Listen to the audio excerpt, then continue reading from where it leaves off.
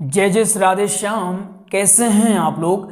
विश्वास से बहुत ही कुशल मंगल होंगे और उतने ही कुशल मंगल ढंग से आपका दिन भी चल रहा होगा। तो आइए प्रारंभ करते हैं आज का महत्वपूर्ण प्रसंग। क्या कहते हैं आप लोग, प्रारंभ कर दिया जाए? तो आइए आगाज करते हैं। आज से पुनः हम भागवत की कथाओं को सीखना प्रारंभ कर रहे हैं। आपने सीखा था पंचम दिवस की कथा, कौन सी? डे 5 की कथा आप लगभग आधी सीख चुके हैं। आपने सीखा था माखन लीला, सीखा था कि भगवान ने माखन लीला कैसे किया है, ब्रज में कैसे कन्हैया जी ने धूम मचाई, ये आपने पंचम दिवस में पिछली कक्षाओं में सीखा था। आपने सीखा था ब्रह्म मोह की कथा को। क्या सीखा था? ब्रह्म मोह की कथा सीखा था कि नहीं सीखा था? इसी कड़ी में आपने सीखा था धेनुकासुर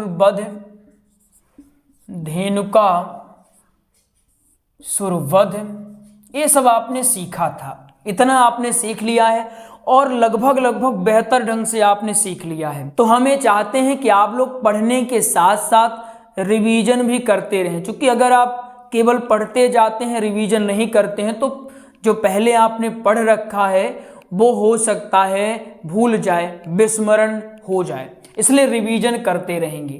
तो आज की क्लास में हम लोग ये पंचम दिवस की क्लास ही हम समझेंगे, पंचम दिवस की कथा ही समझेंगे। आप जैसे पहले ब्रह्म मोह की कथा बता दिए, पंचम दिवस में ही बात पंचम दिवस की ही चल रही है, इसको ध्यान रखना है। तो मान लीजिए आपने ब्रह्म मोह की कथा बता दिया, उसके बाद आपने धेनुकासुर वध की कथा बता दी। अब इसके बाद आपको आगे बढ़ना है, उसका नाम है कालिया मर्दन। क्या नाम है? कालिया मर्दन। क्लियर हो गया? कालिया मर्दन। तो आज हम लोग पंचम दिवस में कालिया मर्दन की कथा को सीखने जा रहे हैं। तो आपका पूरा का पूरा ध्यान क्लास में होना चाहिए। आज हम आपको बेहतरीन ढंग से ट्रिक के माध्यम से समझाने वाले हैं, जिसके बाद आपको ना तो कभी पढ़ना पड़ेगा ना तो कभी रटना पड़ेगा, क्योंकि क्लास में ही सब कुछ हम लोग सीखने वाले हैं। तो आइए समझते हैं कालिया मर्दन की क्या स्टोरी है, इसके क्या बैकग्राउंड से हैं, ये हम क्यों पढ़ रहे हैं, सारी चीजें हम समझने का प्रयास करते हैं। कालिया मर्दन की कथा प्रारंभ होती है रमणीक द्वीप से।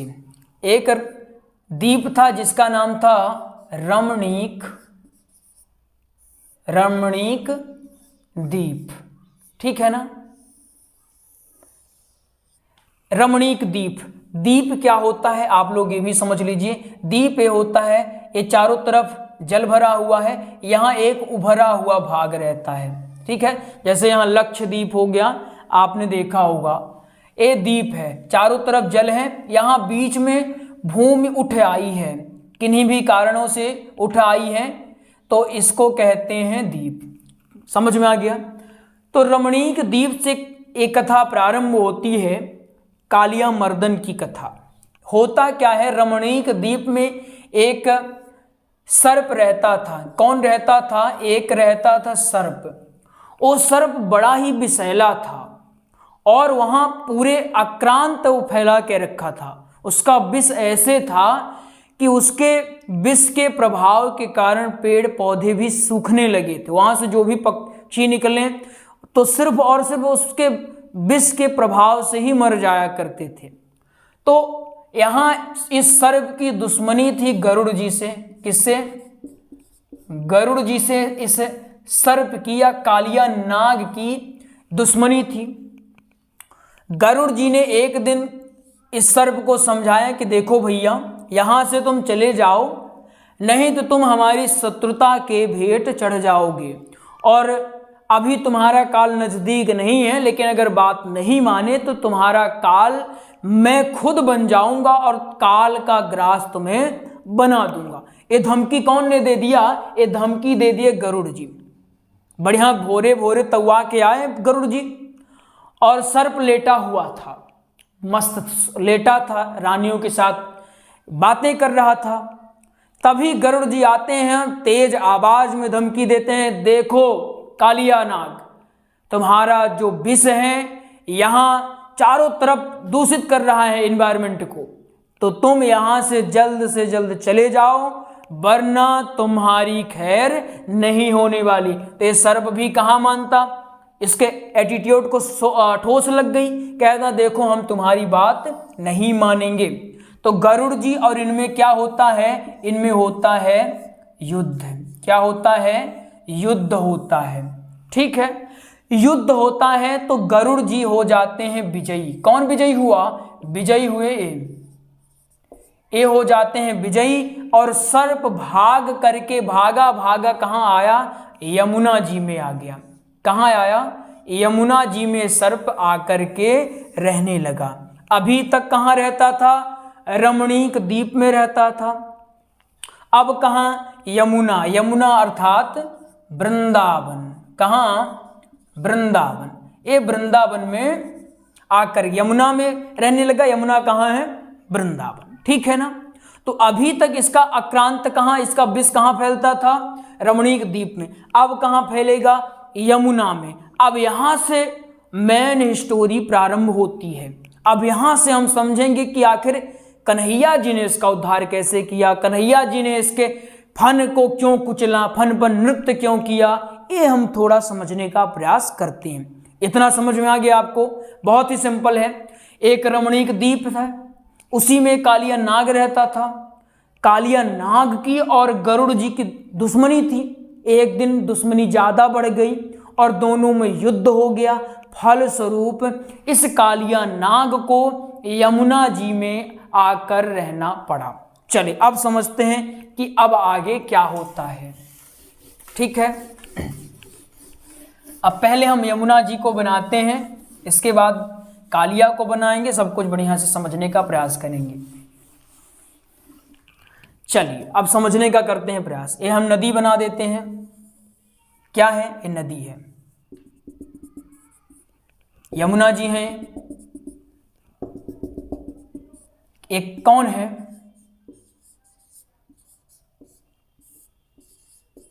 यमुना जी। ठीक है ना, यमुना जी। यहां पर एक कालिया नाग रहता था। कौन, कालिया नाग, कालिया नाग। ठीक है, एक कालिया नाग रहता था। एक दिन होता क्या है, कृष्ण भगवान और उनके तमाम ग्वाल बाल यहां पर खेल रहे होते हैं। ठीक है, यहां हम ग्वाल बाल लिख लेते हैं, समझ में आ जाए, ग्वाल बाल। ठीक है, यहां तमाम ग्वाल बाल खेल रहे होते हैं। देखिए, जो भागवत की मूल पुस्तक है उसमें आपको कुछ और स्टोरी मिलेगी। उसमें ऐसा मिलता है कि कन्हैया जी की प्री प्लानिंग थी, अर्थात उन्होंने पहले से ही सोचा था कि हमको जा करके सीधे छलांग मार देनी है। इसमें लिखा हुआ है, भागवत की जो पुस्तक है उनमें ये लिखा हुआ है कि कन्हैया जी यहाँ गाय चराने आए यमुना जी के पास, और गाय ने पानी पी लिया, और जब पानी पी लिया तो बेहोश पड़ गई, मर गई, ऐसा कुछ लिखा हुआ है उसमें। जिसके बाद श्री कृष्ण ने अपनी योग माया से उनको जीवित किया, और जीवित करने के बाद नीचे गए, इस नाग को निकाला और कहा कि जाओ तुम फिर से रमणीक द्वीप में रहो। लेकिन जो ज़्यादातर कथाएं फेमस हैं, कथाकार ज़्यादातर जिसको कहते हैं, वो स्टोरी हम लोग समझते हैं। आपको हमने दोनों चीज़ें बता दी ताकि आपको कल को ये ना हो कि हमें ये पता ही नहीं, क्योंकि ये क्लास है आपकी। भागवत होती तो एक कोई स्टोरी बताते आपको, उसी में आपका काम हो जाता, लेकिन एक क्लास है, क्लास में हमको सब कुछ समझना, हर चीज़ें समझते हुए चलना है। एक आप इमेज क्रिएट करिए कि अच्छा ऐसे हो रहा है, रमणीक द्वीप से एक सर्प भागा भागा गरुड़ की डर से आया, अब यमुना जी में रहने लगा। यमुना जी में ग्वाल बाल खेल रहे होते हैं। खेलते खेलते जब यहाँ क्या करते हैं, यहाँ गेंद यमुना जी में आकर गिरते। क्या, गेंद या बॉल, गेंद यमुना जी में गिरती है। और किन से गिरती है, कन्हैया जी के कारण गिरती है। बाकी लोग क्रिकेट खेल रहे हैं, अब कन्हैया जी को पकड़ना था लेकिन दौड़े, पकड़ नहीं पाए। अब सारे ग्वाल बाल कहने लगे, देखो कनुआ, ये सब तुम्हारी वजह से हुआ है। अगर तुम बाल को पकड़ लेते, गेंद पकड़ लेते तो यमुना में नहीं जाती, और सब जानते हैं यमुना का जल विषैला है। अब देखो भैया, बॉल तो अपने को चाहिए ही, बॉल नहीं तो आज से तुम्हारी टीम अलग हो जाएगी, आज से तुमको हम लोग नहीं खिलाएंगे। बॉल चली गई तो चली गई, लेकिन आज से मेरी और तेरी मित्रता यहीं पर समाप्त होती है। अब कन्हैया को सब लोग कहने लगे, अपन उलाहना देने लगे, देखो कन्हैया, तुमसे कुछ आता नहीं तो क्यों आते हो, खूब बातें करने लगे। कन्हैया जी चुपचाप खड़े थे और वहां जाकर एक कदम का पेड़ था, यहीं यमुना जी के किनारे एक कदम का पेड़ था। क्या था? एक कदम का पेड़ था, ठीक है ना, कदम, एक कदम का पेड़ था। ये सूखा हुआ था। सूखा क्यों था? इसका रीजन क्या है? यहाँ के आसपास के सारे जो वृक्ष थे वो सब सूखे थे। क्यों? क्योंकि इसका विष बहुत ही भयंकर था, इतना भयंकर था कि अगर पक्षी यहाँ ऊंचे भी उड़ रहे हैं तो उस विष के प्रभाव के कारण गिर करके मर जाते थे। इतना खतरनाक विष था। कन्हैया यहाँ पहुँचते हैं, जैसे ही कन्हैया डाली में स्पर्श करते हैं, यह पेड़ हरा भरा हो जाता है और कन्हैया विलंब न करते हुए तुरंत चढ़ते हैं और छलांग मार देते हैं यमुना जी में, ठीक है ना, यमुना जी में छलांग मारते हैं। परेशान न होइएगा, एक दो बार अभी इसको और बता देंगे, पहले एक स्टोरी क्रिएट हो जाए, उसके बाद आपको एक शब्द में बता देंगे और अच्छे से समझ में आ जाएगा, ठीक है। कन्हैया विलंब न करते हुए इसमें कूद जाते हैं। यह सर्प सो रहा होता है, लेकिन जो इसकी पत्नियां थी वो जग रही होती हैं। इसकी पत्नियों ने देखा सुंदर सा बालक है, कौन आ रहा है। कहती, रे बालक, क्या तुझे पता नहीं है यमुना जी में महाराज कालिया रहते हैं, महाराज कालिया रहते हैं, क्या तुझे उनकी ख्याति का भान नहीं है? क्या तुम्हें उनके खौफ से डर नहीं लगता है? क्या तुझे उनके जहर से कोई प्रकोप का डर नहीं है? उनका प्रकोप तुम अगर देखोगे तो शायद यमुना जी से तुरंत पलायित हो जाओगे। ऐसी बातें करने लगती हैं, डराने की बात चेष्टा करती हैं। और क्यों डराने की चेष्टा कर रही हैं? ताकि यह बालक भाग जाए। आपस में बातें करती हैं, कहती है नन्हा सा छोटा सा बालक है, महाराज अगर इसको देखेंगे तो खा जाएंगे, क्रोधित हो जाएंगे कि हमें परेशान करने कौन आ गया, इसलिए अच्छा यह है कि इसको भगा दो। अब सोचिए कन्हैया का स्वरूप कैसा रहा होगा कि ये सर्प पत्नियां भी मोहित हो गई। कन्हैया आते हैं और कहते हैं, आप लोगों ने मेरी बॉल देखा है क्या? हम लोग खेल रहे थे, हमारी बॉल यहाँ पर आई है। सर्प पत्नियां कहती हैं, देखो बालक, बॉल तो ठीक है, तुम्हारे प्राण भी यहाँ संकट पर हैं। अगर चाहते हो कि तुम्हारे प्राण बच जाएं तो शीघ्र से शीघ्र निकल जाओ। ये कौन कह रहा है? ये कह रही हैं सर्प पत्नियां, ठीक है ना। कन्हैया अब आते हैं अपने असली कैरेक्टर में। अब कहते हैं, देखो देवियों, ऐसा है, बॉल तो एक बहाना है, आपके महाराज को यमुना जी से भगाना है, तो जल्दी से बुलाओ इस कालिया को, बताते हैं उस कालिया को जो यहाँ आलिया बना घूम रहा है तो उसको हम मजा चखाते हैं। जब जोर जोर से बातें होने लगी तो एक कालिया नाग जग जाता है और कहता है, कौन है दुष्ट जो हमारी निद्रा को भंग करने की चेष्टा कर रहा है? फुफकार मारते हुए आता है और ऐसा लगता है कि जैसे वो कन्हैया को एक पल में ही निगल जाएगा। लेकिन कन्हैया का तेज ऐसा है कि उसकी आंखें धूमिल होने लगती है। कन्हैया जैसे ही यमुना के जल में प्रवेश करते हैं, यमुना का जल प्रकाशमान हो जाता है, स्वतः ही प्रकाशमान हो जाता है। यमुना लहरें मारने लगती हैं। कन्हैया यहाँ देखते हैं कालिया को और कालिया देखता है कन्हैया को। दोनों में देखा देखी का कार्यक्रम होता है। यह कालिया कहता है, देख बालक, तूने मेरी निद्रा को भंग करने की दुष्टता तो की है, लेकिन मेरी देवियां बार बार कह रही थी कि तू चला जा चला जा। इसका अर्थ यह है कि मेरी देवियां तुझ पर मोहित हो गई हैं, तू इन्हें अच्छा लगा है, इसलिए मैं चाहता हूं, मुझे भी पर्सनली तू थोड़ा अच्छा लग गया है, इसलिए एक मौका तुझे दे रहा हूं, अपने प्राण बचाना है तो बचा ले, यहां से चला जा। कन्हैया कहते हैं प्राण बचाने की बारी तेरी है। और कहते हैं कन्हैया कि देख कालिया, अगर आज मैं तुझे यहां से न भगा दूं ना, तो मैं भी नंद को छोड़ो नहीं।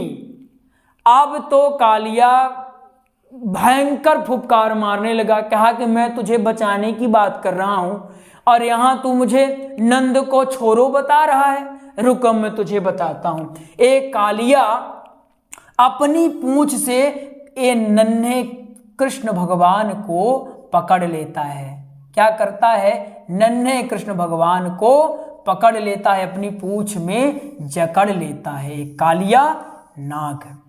अब कालिया ने प्रेशर देना प्रारंभ किया, खूब दबाया, अपनी तरफ से सारी चेष्टाएं कर डाली, लेकिन कन्हैया को तनिक भी प्रभाव नहीं पड़ा। उसने खूब प्रयास किया, उसकी पूंछ से, उसका जो पूंछ था यहां से रक्त निकलने लगा, लेकिन कन्हैया को कोई प्रभाव नहीं पड़ा। कन्हैया ने कहा अब विलंब नहीं करना है, और झट से कन्हैया ने इसकी पूंछ पकड़ी और खुद को निकाला और पटकना दे पटका दे पटका दे पटकना, एक पटकना इसको देने लगे। अब ये पटकना देने लगे, लेकिन ये भी बड़ा एटीट्यूड वाला, पटकना इसको मिल रही फिर भी ये फुफकारना बंद नहीं किया। फुफकारना इसने छोड़ा नहीं, फुफकारे जा रहा। लेकिन अब जिनके अंदर विष स्वयं भरा हुआ है, जिनके अंदर अमृत स्वयं भरा हुआ है, जिनका काल भी कुछ नहीं कर सकता, जिनके एक इशारे पर सूर्य चलता है, अगर एक कह दे सूर्य अभी तुम बंद हो जाओ तो बंद हो जाएंगे, चालू हो जाओ चालू हो जाएंगे, जिनके भय से काल भी भयभीत हो जाता है, उसे यह कालिया पूंछ में बांधने आया है। जिसके बंधन में सारा संसार बंधा हुआ है, उसे यह कालिया, मूर्ख कालिया अपनी पूंछ में बांधने आया है। इसको ये शायद ज्ञात नहीं कि एक नन्हा सा बालक है कौन। अब कन्हैया इसको पटकना पे पटकना, पटकना पे पटकना दे रहे हैं। ये यमुना जी अब पटकना, चूंकि अब जल जो है चारों तरफ फैल रहा है, चारों तरफ। अभी तक चूंकि इसका जो तल था, तल से ऊपर जल का बहाव होने लगा। अब यहाँ जो एक ग्वाल बाल थे, अब ये बेचारे रोने लगे, कहें कि बताओ एक गेंद के चक्कर में हमने अपने कन्हैया को यमुना में भेज दिया। रोने लगे, बोले कि कन्हैया जब तक हमारे साथ था, बताओ हमारे लिए उसने क्या क्या नहीं किया। हमारे लिए चोरी करता था, हमारे लिए वो लड़ाई करता था, हमें गैया चराने को नहीं दी गई थी तो वो सारे ब्रज में लड़ाई किया था। ये सारी बातें लोग करने लगे, रोने लगे कि हाय कन्हैया कहाँ चला गया। सारे सखा कहने लगे कन्हैया तू आ जा, अब मुझे गेंद नहीं चाहिए, मैं दूसरी गेंद बना लूँगा, अब मैं तुझे अपनी टीम से भी नहीं निकालूंगा, तू ही हमारी टीम में रहेगा, तू लीडर है, तू ही हमारा लीडर रहेगा, हमेशा रहेगा। सारे मित्र रोने लगे, रुदन प्रारंभ हो गया। एक मित्र गया, माँ यशोदा को बुला कर लाया। माँ यशोदा भी दौड़ी दौड़ी चीख मारती हुई आई। इतने में सारे ब्रजवासी आ गए, इकट्ठा हो गए और बोले कन्हैया आ जाओ। सारे ब्रजवासी कहते कन्हैया तू माखन खाने आता था तो मैं तुझे मना करती थी, आ जा, तू एक बार आ जा, अब जितनी इच्छा हो तू माखन भी खाना और मटकी भी फोड़ के चले जाना। ये सब कन्हैया को कहा जा रहा है। कन्हैया अब चूंकि भय हो रहा ना कि ये जल का हिलोर हो रहा है, अंदर कालिया नाग है, अकेले नन्हा सा बालक गया हुआ है, तो डर तो स्वाभाविक है, होगा ही। अब ये तो कन्हैया जी को पता है कि हम कौन हैं, हमारा असली रूप क्या है, अब बाकियों को तो नहीं पता है। जिनको नहीं पता है तो वो तो भयभीत होंगे ही ना। अब यहाँ कन्हैया खूब पटकना देने के बाद अब सीधे आते हैं क्या, इसके फन पर, यहाँ आ जाते हैं, इसके फन पर आ जाते हैं, इसके फन पर आते हैं और नृत्य करना प्रारंभ कर देते हैं। क्या करते हैं? नृत्य करना प्रारंभ कर देते हैं। खूब नृत्य किया। अब यह कालिया धीरे धीरे थकता जा रहा है, मानो यह कालिया काल का ग्रास बन जाएगा। लेकिन कालिया का घमंड देखिए, यह जानता है अब मैं मर जाऊंगा, लेकिन इसने अपना घमंड नहीं तजा। एक बार भी नहीं कहा मुझे छोड़ दो, आप जो कहोगे मैं वही करूंगा। कभी कभी क्या होता है, हमारा जो एटीट्यूड है, हमारा घमंड है, हमें ही नष्ट कर देता है। इसको थोड़ा ध्यान देना चाहिए कि अगर कहीं पे झुकने से काम बन रहा है तो थोड़ा झुक जाना चाहिए। इसकी पत्नियां देखी कि ये मूर्ख तो झुकेगा नहीं, लेकिन अब पति है हमारा, हम ही झुक जाते हैं। तो दौड़ी दौड़ी गई और कन्हैया के चरणों में नतमस्तक हो गई और कहने लगी, प्रभु इन्हें माफ कर दीजिए, अब से आप जो कहेंगे हम वही करेंगे। अब बोली कि तू भी माफी मांग ले, नहीं तो अब जब मर जाएगा तब कुछ बोलेगा क्या। तो अब ये भी बेचारा बोलने लगा, sorry, I am really sorry. Kanhaiya कहते सॉरी से काम नहीं चलेगा, कान पकड़ो और उठक बैठक लगाओ कि अब दोबारा तुम ऐसा नहीं करोगे। यहाँ गैया रहती हैं, ग्वाल बाल रहते हैं, पूरे ब्रजवासी हैं, तो अब देखो पशु पक्षी हैं, पेड़ पौधे, सबको तुमने नष्ट कर दिया है। हम यमुना जी में आते थे, नहाते थे, पानी पीते थे, अब बताओ कहाँ जाए, तुमने पूरा पानी विषैला कर दिया है। ये कोई बात होती है भैया। ये बोलता है कालिया गलती हो गई महाराज, अब से हम ऐसा कुछ नहीं करेंगे। तो कन्हैया बोलते काम करो, अब तुम यहाँ से निकल लो, अब हमें कुछ भी नहीं पता है। तो ये कहता है देखिए प्रभु, वहाँ से हमको गरुड़ ने भगाया, हम यहाँ आ गए, यहाँ से आप भगा रहे हैं, अब बताइए हम जाएं तो जाएं कहाँ, हमें भी आप ही ने बनाया है और विष तो आप ही ने दिया है। अब कालिया भगवान से सीधे संवाद करना प्रारंभ कर देता है। यह भक्त ऐसा है कि भगवान से डायरेक्ट प्रश्न पूछता है, कहता है प्रभु आपने ही हमें बनाया है ना। भगवान बोले हाँ हम ही ने बनाया है। जहर किसने डाला? बोले कि जहर तो हम ही ने डाला। तो जब आपने सब कुछ किया तो दंड मुझे क्यों मिल रहा है?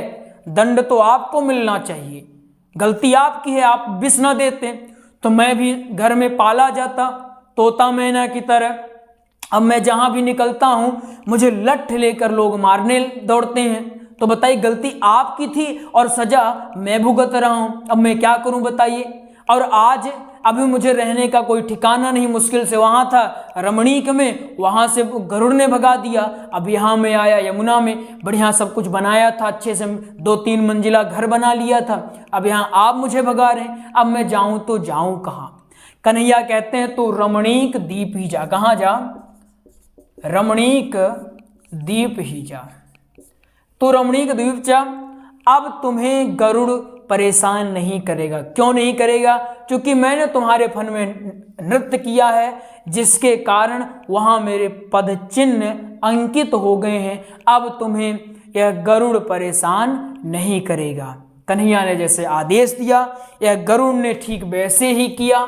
उसके बाद यह जाकर रमणीक में रहने लगा और कन्हैया उसके बाद नृत्य करते हुए बाहर आए। सारे ग्वाल बाल प्रसन्न हो जाते हैं और फिर से खुशियां लहराने लगती हैं। फिर सारे ब्रजवासी वैसे के वैसे हो जाते हैं, फिर से कनुआ, फिर से लड़ाई झगड़ा, फिर से माखन जब चोरी होता तो सारी जो गोपियां थी माँ यशोदा के पास आती थी उलाहना देने के, तेरा लाला ने ऐसा किया, तेरो लाला ने ऐसा किया। फिर से वही स्टोरी प्रारंभ हो गई। मेन जो आज का टॉपिक था कालिया मर्दन, इतना समझ में आपको आया या नहीं? हाँ या ना? है बहुत ही सिंपल, लेकिन इसको आप जैसे विस्तारित करके बताएंगे, इसमें अच्छे अच्छे शब्दों को निरूपित करेंगे, उतना ही आपका वक्तव्य प्रभावशाली होने वाला है। याद रखिएगा, आप श्रोताओं के बीच नहीं जाते हैं, श्रोताओं के बीच आपके शब्द जाते हैं। इसलिए शब्दों को जितना व्यवस्थित ढंग से आप बोलेंगे, उतने ही वक्तव्य शैली में निखार आने वाला है। तो आप इसको और भी बढ़िया से स्टोरी के जैसे बना करके आप बोलें कि कालिया नाग की ऐसी स्टोरी थी, जब वहाँ गए तो वहाँ का वर्णन कर दीजिए कि नीचे पुष्प था, ये नाग ने अपने चारों तरफ सुगंधित पुष्प अपने अनुकूल बना के रखा था, वहाँ का वातावरण अच्छा लग रहा था, मानो स्वर्ग लोक में आ गए, ऐसा कुछ वातावरण आपको बता देना है। पेड़ पौधों का वर्णन कि वहाँ पेड़ पौधे इसके विष के कारण सूख चुके थे, पक्षी वहाँ पर आने से डरते थे, कोई वहाँ आसपास भटकता भी नहीं था, यमुना भी परेशान थी उससे, ये सारी चीज़ें आपको बतानी है। तो आइए आपको एक जानकारी देते हैं, इसके बाद आज की क्लास को करेंगे एंड। जानकारी है नोट्स के बारे में। कुछ लोग अभी भी नोट्स को पूछते हैं, गुरुजी नोट्स नोट्स नोट्स कब बनवा रहे हैं, जबकि हम बार बार वीडियो में बताते हैं फिर भी आप लोग नोट्स को पूछते हैं, तो समझ नहीं आता, या तो आप अंत तक वीडियो नहीं देखते होंगे या तो पता नहीं क्या दिक्कत है। तो अब समझ लीजिए, हमने भागवत जी का, श्री राम कथा का व सत्संग का, किनका, सत्संग का हमने प्रॉपर नोट्स तैयार करवा दिया। क्या तैयार करवाया है, नोट्स। ये नोट्स आपको मिलेगा पीडीएफ फॉर्मेट में। भागवत जी का नोट्स अगर कंप्यूटर टाइपिंग वाले लेते हैं तो 1389, और अगर हस्तलिखित लेते हैं तो ये 489।